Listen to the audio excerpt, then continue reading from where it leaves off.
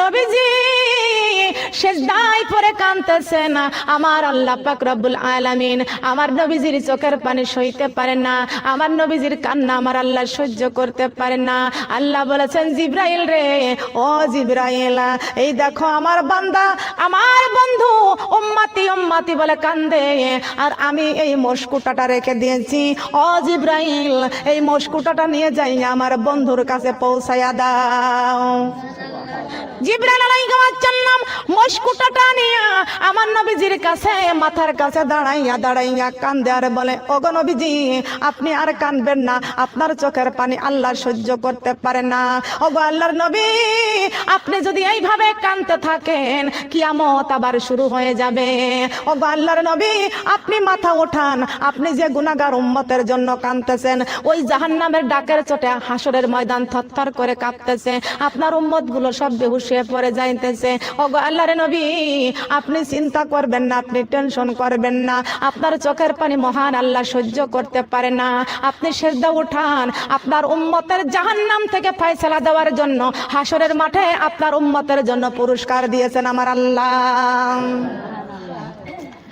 আমার নবীজি যখনই শুনতে পাইছে একটা মশকুটা দিয়েছেন আমার আল্লাহ, আমার নবী কানতে কানতে সিজদাটা উঠাইলেন। নবীজির চোখের পানি, দাড়ি মোবারক ভিজে যায়, বুক ভিজে যায়। আমার নবী কানতেছেন, ও জিবরাইল রে, আমি গুনাহগারের বন্ধু, আমার উম্মতের যদি এই জাহান্নাম থেকে যদি আমার আল্লাহ মাফ না করে দেয়, জাহান্নামের হাত থেকে যদি আমার উম্মতদেরকে আমি বাঁচাইতে না পারি, কেন আমার আল্লাহ আমাকে রাহমাতাল লিল আলামিন করে বানাইলেন? আমাকে কেন গুনাহগারের বন্ধু করে বানাইলেন? আমাকে কেন গুনাহগারের বন্ধু করে বানাইলেন? আমার আল্লাহ কেন আমার উম্মতের আমার সামনে জাহান্নামে দিয়ে দিবেন? আমি সিজদায় পড়ব, আমি সিজদার থেকে মাথা উঠাইব না। জিবরাইল ডাক দিয়া বলবেন, ইয়া রাসূলুল্লাহ, ইয়া হাবিবাল্লাহ, আপনি আর কানবেন না, সিজদা উঠান। এই দেখেন আল্লাহ পাক রব্বুল আলামিন মহান আল্লাহ এই মশকুটা দিয়েছেন, এই মশকুটার মধ্যে এক ফোঁটা পানি আছেন। বলেন কয় ফোঁটা? কয় ফোঁটা পানি? আল্লাহর নবী মশকুটা হাতে করলেন, মশকুটা হাতে করলেন, এই যে মশকুটাটা খুললেন, দেখতে পাইছে মাত্র এক ফোঁটা পানি। সবাই কান সুবহানাল্লাহ। আল্লাহর নবী ডাক দিয়া বলতেছেন, জিবরাইল, এক ফোঁটা পানি মশকুটার মধ্যে, এই এক ফোঁটা পানি আমি কি করব? এই পানিটুকু দিয়ে কি উপকার হবে? জিবরাইল ডাক দিয়া বলছেন, ইয়া রাসূলুল্লাহ, ইয়া হাবিবাল্লাহ, এই এক ফোঁটা পানি ওই জাহান্নামের দিকে আপনি নিক্ষেপ করে দেন। জিবরাইল বলেছেন, ইয়া রাসূলুল্লাহ, ইয়া হাবিবাল্লাহ, এক ফোঁটা পানি আপনি জাহান্নামের দিকে নিক্ষেপ করে দেন।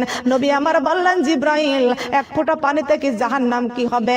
জিবরাইল বললেন, জাহান্নাম অনেক দূরে হাসরের মাঠ থেকে সরে যাবে। নবী আমার ডাক দিয়া বলতেছেন, ও জিবরাইল, জাহান্নামের ৭০,০০০ শিকল, এক একটা শিকল ধরেছে ৭০,০০০ ফেরেশতা। জিবরাইল রে, এত ফেরেশতা ধরার পরও জাহান্নাম টেনে ঠেকাইতে পারতেছে না, এই এক ফোঁটা পানি থেকে জাহান্নাম দূরে যাবে। জিবরাইল ডাক দিয়া বলতেছেন, ইয়া রাসূলুল্লাহ, ইয়া হাবিবাল্লাহ, আল্লাহ পাক এই পানিটুকু দিয়েছেন, এই পানিটুকু আপনি জাহান্নামের দিকে নিক্ষেপ করে দেন। আল্লাহর ঘোষণা, আল্লাহ পাক রব্বুল আলামিন দিয়েছেন। নবী আমার এই পানিটুকু জাহান্নামের দিকে নিক্ষেপ করে দিলেন। বিসমিল্লাহির রহমানির রহিম বলে এই পানিটুকু জাহান্নামের দিকে নিক্ষেপ করে দিলেন। জাহান্নাম অনেক দূরে চলে গেলেন। আল্লাহর নবী ডাক দিয়ে কয়, আল্লাহ, এই পানিটুকু কি আপনার রহমতের পানি? আল্লাহ বলেছেন, বন্ধুরে না, আমার রহমতের পানি না। ও আল্লাহ, এই পানিটুকু কি কোন জাদুর পানি? আল্লাহ কয়, না, কোন জাদুর পানি না। ও আল্লাহ, এই পানিটুকু